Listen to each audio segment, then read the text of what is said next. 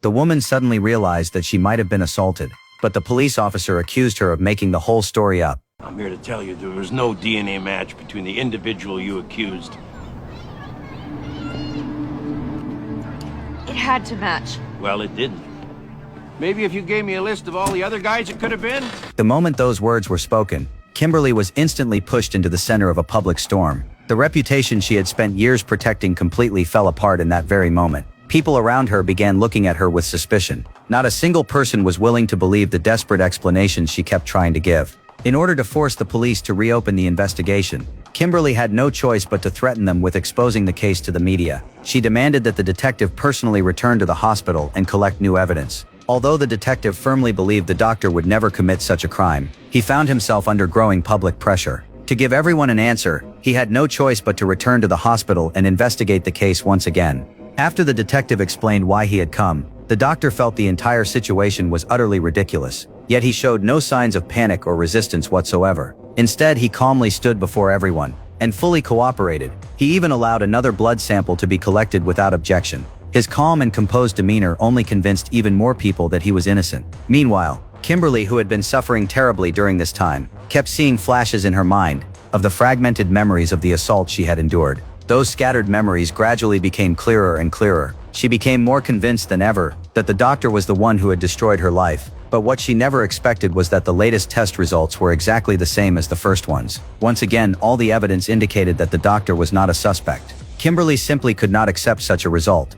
She was convinced that there had to be a hidden truth behind it all. But the detective had personally supervised the entire evidence collection process. There was simply no possibility that the evidence had been tampered with. He completely lost his trust in Kimberly. He believed she had mistaken hallucinations caused by anesthesia for reality. In the end, he officially closed the case. Kimberly was once again plunged into complete despair. From that day on, the story that Kimberly had falsely accused the doctor quickly spread throughout the entire town. People who had once sympathized with her began avoiding her. More and more people started treating her as a laughingstock. Kimberly not only lost her job because of it, but also had to endure the judgmental stares of those around her every single day. The constant psychological pressure continued to torment her. Her condition grew worse with each passing day. She even began showing signs of severe mental illness. Meanwhile, the doctor's fake and sinister face became a nightmare that she could never erase from her mind. Seeing Kimberly becoming more and more depressed, her family feared that staying there any longer would completely break her. So they took her to the city for psychiatric treatment. To help her escape the endless rumors and gossip, the family even sold their old house and moved to a quiet remote suburb to start over. As time slowly passed, Kimberly gradually adapted to her new surroundings. Those painful memories from the past finally seemed to have been buried, at least for the time being. After all, she always believed that at least her family was still willing to stand by her side. That belief lasted until one casual conversation with her family. Her brother casually brought up what she had gone through during her treatment. He believed the doctor was an honest and upright man.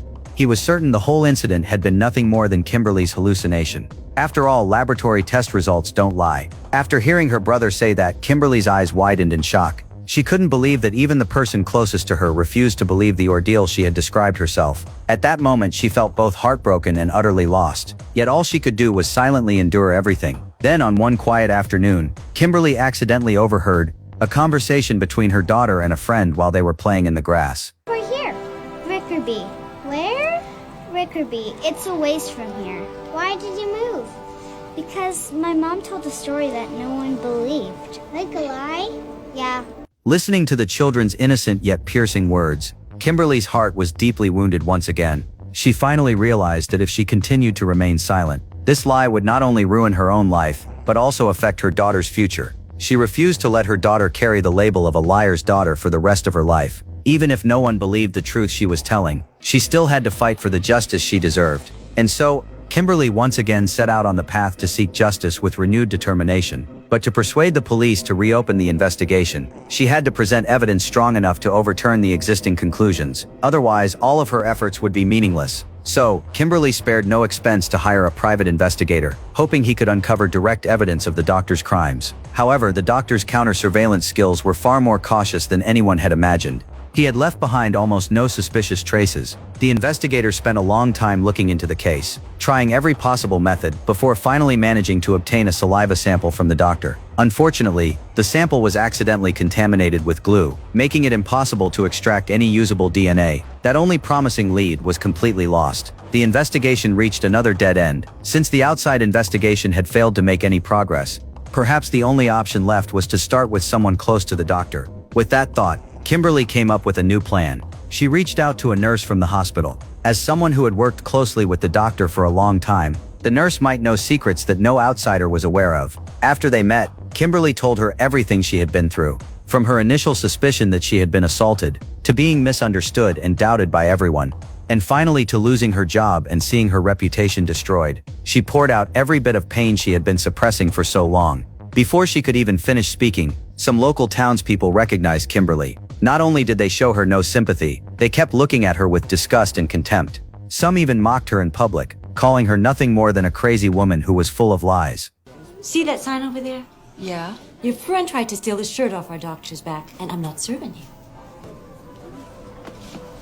After witnessing the injustice Kimberly had suffered with her own eyes, the nurse finally began to question everything. She wanted to do whatever she could to help the poor woman. So one night while the doctor was away from the hospital, the nurse risked losing her job and secretly handed Kimberly a list of patients. And that seemingly ordinary list, will Kimberly finally be able to clear her name? Find out in the next episode.